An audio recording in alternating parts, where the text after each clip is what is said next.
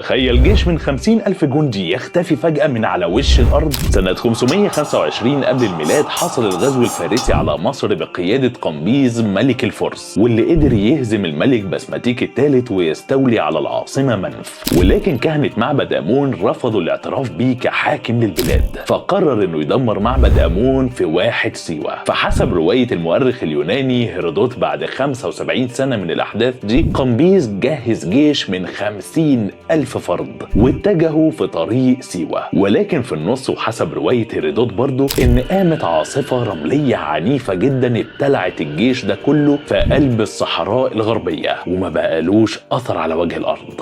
ورغم ان القصة دي ملهاش أي سند رسمي في السجلات المصرية أو حتى الفارسية القديمة، إلا ان عدد من المستكشفين على مر العصور حاولوا البحث والتنقيب عن آثار للجيش المفقود. ففي 2009 أعلن أخين مستكشفين من إيطاليا هم ألفريدو وأنجيلو كاستجليوني إنهم لقوا آثار أخيرا لجيش قمبيز. ولكن المجتمع العلمي رفض الفكرة دي تماما، كونهم أعلنوا عن الاكتشاف ده في فيلم وثائقي من إنتاجهم الخاص مش بطريقة علمية، وكان ليهم سوابق كمان من الاكتشافات المغلوطة. ولكن في نظرية تانية وهي الأقرب للتصديق دلوقتي، إن الجيش ده ما اختفاش ولكنه اتهزم على إيد الحاكم المصري بيتو بسيس، واللي كان بيقاوم القوات الفارسية وكان في طريقه لاستعادة الحكم. ولكنه اتهزم بعد كده على ايد دارا الاول اللي خلف قمبيز في الحكم، وكان عايز يمسح اي ذكر لبيتو بسيس من التاريخ، فاخترع قصة العاصفة الرملية. فيا ترى هل الجيش ده اتهزم فعلا، ولا قبله عاصفة رملية، ولا قبله حاجة